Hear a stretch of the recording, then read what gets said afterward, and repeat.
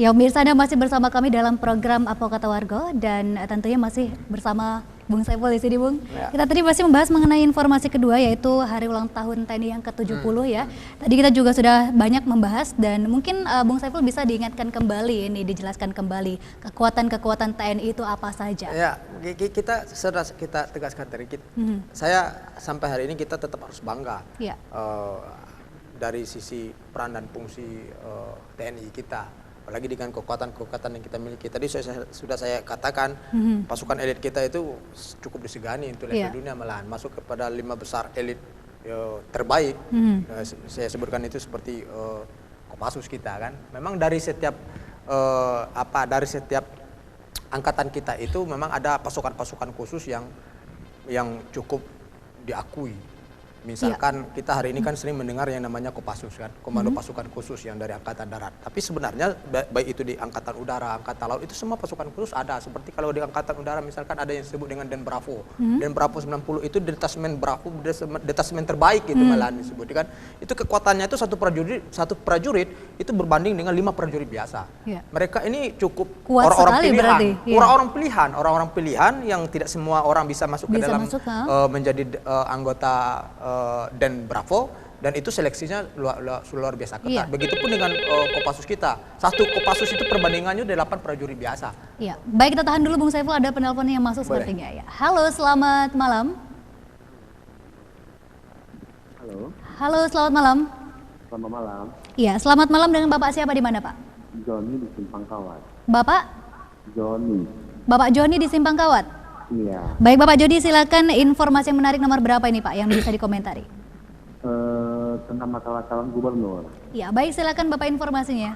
Iya, ini kan mungkin para calon gubernur, Pak Hasan Basriakus sama Pak Zumi Zolanya, itu kan visi misinya itu bagus, kita lihatnya ya. Cuman kita kan setiap tahunnya kembali lagi ke masalah kabut asap.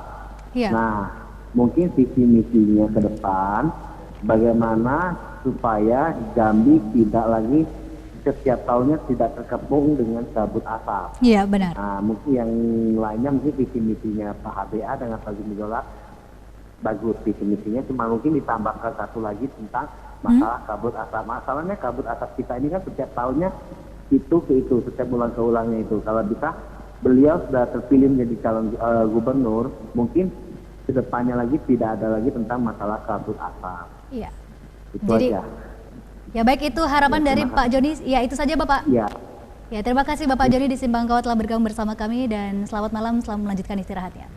Itu harapan dari pemirsa Jambi TV yang ada di rumah, masyarakat Provinsi Jambi ya, untuk memilih gubernur yang akan datang ini nanti agar bisa menanggulangi permasalahan, segala permasalahan yang ada di Provinsi Jambi. Ya, kemungkinan kenapa kemarin di 3 Oktober kedua kandidat itu tidak mengangkat isu persoalan bencana kabut asap ini, memang tema kemarin tidak ada persoalan bencana.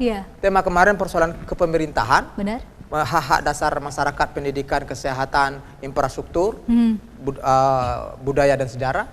Artinya kemungkinan minta nanti dari pihak KPU itu menyelipkan tema-tema yang ada hubungannya dalam konteks penanganan bencana asap, penanganan banjir kan? Karena itu yang sangat meresahkan. Ya, itu ini kadang-kadang kita lihat dulu ini mereka debat apa. Karena temanya itu saya pikir kedua kandidat itu punya solusi, punya langkah-langkah konkret kalau di antara mereka itu menjadi gubernur. Tetapi jangan boro-boro mereka ngomong A yang dibicarakan tema lain, nanti ditegur moderator. Itu saya melihat segmen itu.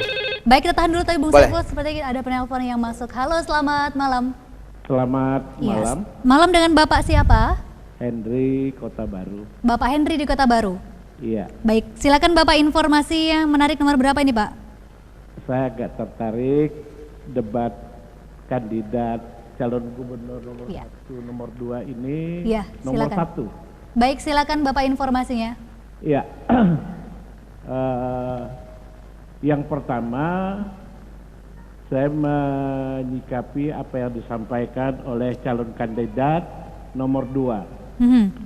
Bahwasanya Gunung Kerinci tidak dikenal di tingkat internasional, terutama sekali di London.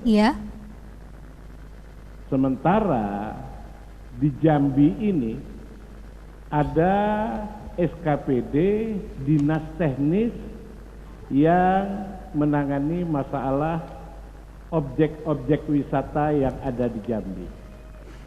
Objek-objek wisata yang ada di Jambi. Tentu untuk memperkenalkan objek wisata apa yang disampaikan oleh pasangan kandidat nomor 1 itu sudah terekam, tereventarisir melalui websitenya Dinas Pariwisata. Kalau saya mendengar malam itu, wah ini mungkin bisa saja benar, tetapi setelah saya buka websitenya Disbudpar, ternyata memang ada di sana menginventarisir semua objek-objek wisata yang ada di Jambi, termasuklah terdaftar Gunung sudah Kerinci. ya. Rasanya saya sangat sedih sebagai warga masyarakat kalau ada kandidat calon gubernur mengatakan bahwasanya Gunung Kerinci ini tidak dikenal oleh teman beliau. Nah, siapa teman beliau ini?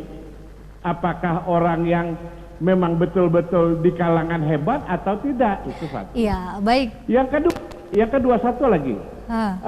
Ada pernah waktu saya tidak sebut zamannya siapa gubernur, dengan Pak Marzuki Usman membawa warga negara Amerika ke Kabupaten Kerinci. Waktu itu belum terpisah antara Kerinci dengan Sungai Penuh. Apa kata warga negara Amerika? Jangan mati dulu sebelum jangan mati dulu sebelum datang ke Kerinci. Kita datang ke Kerinci melihat Gunung Kerinci. Berarti di tingkat internasional saja warga Amerika sudah mengatakan seperti itu. Yang kedua, bahwasanya diminum oleh Ratu Elizabeth yang keberapa saya tidak tahu. Saya pernah membaca salah satu artikel literatur bahwasanya Ratu Elizabeth itu sudah meminum teh dari kayu aro. Berarti teh ini ditanam di kaki-kaki Gunung Kerinci. Iya, baik Bapak Henry, mungkin kesimpulannya Pak. Kesimpulannya, tolong hal-hal yang seperti ini tidak diperbesar supaya masyarakat tidak disesatkan. Baik. Saya sangat setuju apabila dua calon gubernur ini mempromosikan daerah-daerah objek wisata yang ada di Provinsi Jambi, termasuklah Gunung Kerinci. Terima kasih. Assalamualaikum warahmatullahi wabarakatuh. Waalaikumsalam warahmatullahi wabarakatuh. Selamat malam Pak Henry dan selamat melanjutkan istirahatnya kembali. Bung Saiful, ini masih mengenai debat gubernur kemarin ya, katanya seperti itulah, ada yang bilang katanya memang tidak terkenal, tapi ketika memang diakses ada begitu. Memang kalau memang tidak memiliki pengetahuan yang cukup atau yang luas, itu memang bisa mengatakan Gunung Kerinci itu tidak terkenal. Tapi perlu diketahui kalau untuk zona misalkan berbicara tentang Kerinci itu sulit untuk mengatakan Kerinci tidak terkenal. Betul kata Pak Henry tadi, teh kayu aro itu yang berasal dari tanah bumi sakti alam Kerinci itu terbaik di dunia. Memang benar diminum dan diakui itu oleh Ratu Inggris Elizabeth. Itu yang pertama. Terus yang kedua, Danau Gunung Tujuh di Kabupaten Kerinci itu danau tertinggi loh di Asia Tenggara. Gunung Kerinci itu tidak mungkin, kalau Gunung Merapi Kerinci itu tidak hanya setinggi di Sumatera, di Indonesia dia tertinggi. Bahkan Gunung Merapi yang aktif yang hari ini masih utuh. Artinya kalau mengatakan bahwa Kerinci tidak terkenal atau Gunung Kerinci tidak terkenal itu minim informasi namanya. Mungkin bisa ditambah referensi lagi begitu ya. Dalam konteks mengenal informasi-informasi dan pengetahuan secara luas. Perlu juga dicatat, suku tertua di dunia itu suku dari Kerinci. Namanya suku Keciwo Gedangwo. Itu hasil dari penelitian Dr. Bennett Johnson dari Amerika, yang suku tertua itu mengalahkan suku Inka di Afrika. Artinya banyak referensi, banyak informasi-informasi dan banyak data-data sejarah di mana Provinsi Jambi itu patut dikenal dan diakui oleh dunia. Kenapa? Karena Provinsi Jambi memiliki banyak potensi, dan potensi-potensi itu adalah potensi-potensi yang kaliber dunia. Potensi-potensi yang kalibernya internasional. Lalu ada misalkan salah satu teman sekolah kita, di luar negeri tidak mengenal itu, ya maklum lagi. Mungkin memang dia orang rumahan, tidak bisa dipertanyakan lagi. Betul. Mungkin kalau hanya bertanya hanya satu orang saja tidak adil. Yang berikutnya berbicara mengenai promosi-promosi. Saya pikir sepengetahuan saya seluruh bentuk promosi sudah dilakukan. Ya. Apakah itu Festival Danau Kerinci, Festival Candi Moro Jambi, yang sebentar lagi kita akan mengadakan Festival Batanghari. Website, semua informasi lengkap dalam konteks apapun bentuk potensi-potensi wisata itu. Baik, kita tahan dulu Bung Saiful, kita angkat penelpon selanjutnya. Halo, selamat malam. Halo. Halo, selamat malam. Halo. Ya, selamat malam, dengan Bapak siapa di mana, Pak? Ya, halo, selamat malam. Iya, dengan Bapak siapa? Dengan Bapak Iwan di Selincah. Bapak Iwan? Di Selincah. Iya, baik Bapak Iwan, silakan informasi yang menarik nomor berapa ini Pak yang ingin dikomentari? Ini masalah debat yang dilaksanakan pada minggu yang lalu. Iya, debat calon gubernur ya? Iya Mbak. Silakan Pak. Jadi ini saya perhatikan acaranya dari awal tadi Mbak, terkait dengan setiap pemirsa yang menelpon dengan tanggapan yang diberikan oleh narasumber. Ini mohon maaf Bung Saiful, saya merasa tidak berimbang ini Bung Saiful. Mungkin itu saja komentar saya. Terima kasih. Assalamualaikum warahmatullahi wabarakatuh. Waalaikumsalam warahmatullahi wabarakatuh. Semua orang mempunyai pendapat dan juga komentar masing-masing Bung Saiful, karena bebas ya untuk berbicara ini berbicara itu ya, karena kita semua mempunyai bebasnya itu tetap dalam koridor referensi yang jelas, tetap dalam koridor pengetahuan yang jelas dengan tema dan topik yang dibahas. Kalau berbicara misalnya contoh, kalau berimbang kan beliau tidak mengatakan entry point-nya yang mana yang tidak berimbang, karena kita tidak dalam konteks kilogram. Kalau misalkan dikatakan bahwa sebuah potensi daerah itu tidak terkenal dengan referensi teman, data teman, itu tidak standar akademis. Apapun alasannya itu tidak standar akademis. Artinya sekurang-kurangnya itu ada riset atau ada survei dari data-data base, separuh misal 6 miliar penduduk dunia cuma 10% yang mengenal Gunung Kerinci. Kita bisa maklum itu.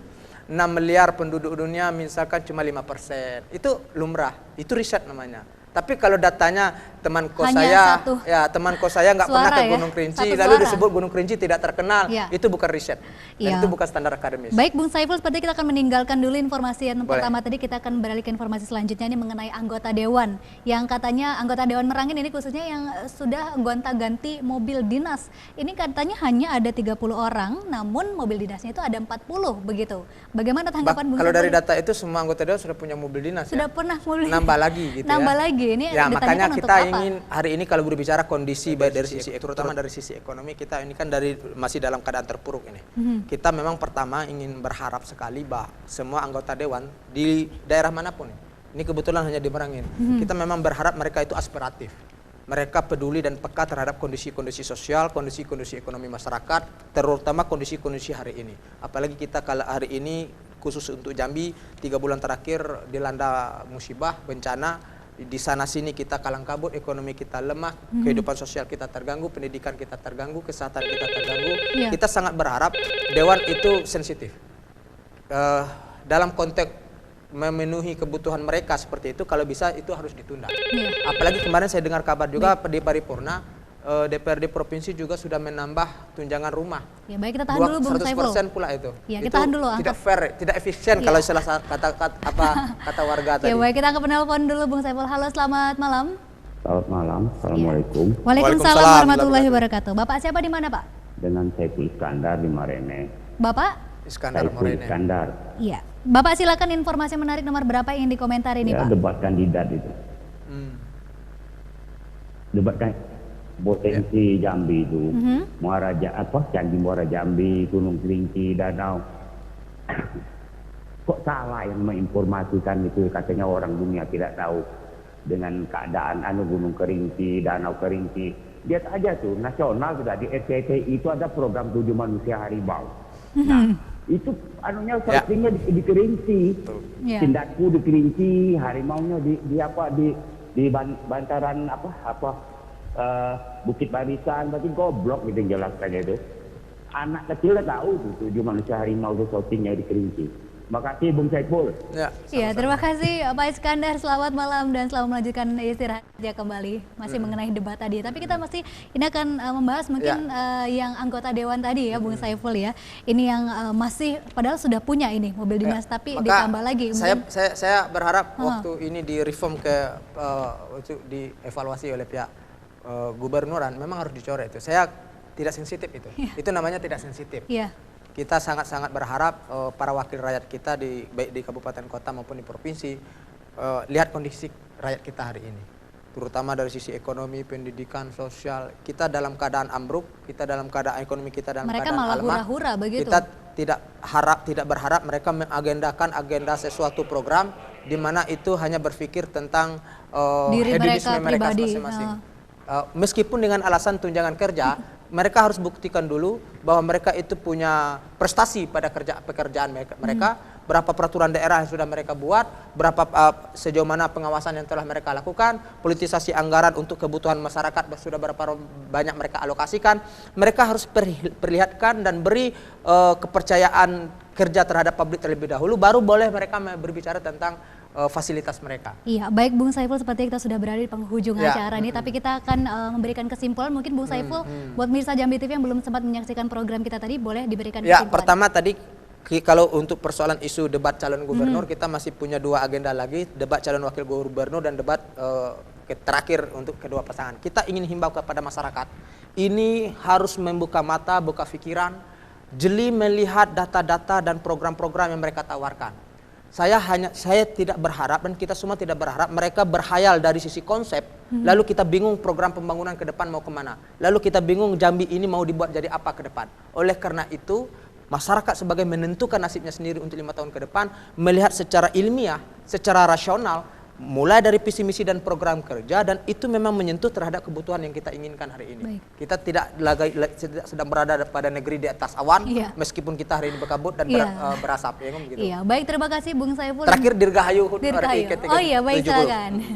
Ya baik, pemirsa Jambi TV ada di rumah, itu tadi mengenai informasi yang kami hadirkan di malam hari ini, dan juga terima kasih untuk pemirsa Jambi TV yang telah bergabung di 0741591092, dan mudah-mudahan Provinsi Jambi siapapun nanti yang akan menjadi pemimpin kita akan membawa Jambi menjadi lebih baik dan juga lebih maju lagi. Dan pemirsa, saya Yusundari mewakili tim Jambi TV yang bertugas mohon pamit undur diri. Selamat malam, wassalamualaikum warahmatullahi wabarakatuh, dan sampai jumpa. Jambi TV, kebanggaan kita.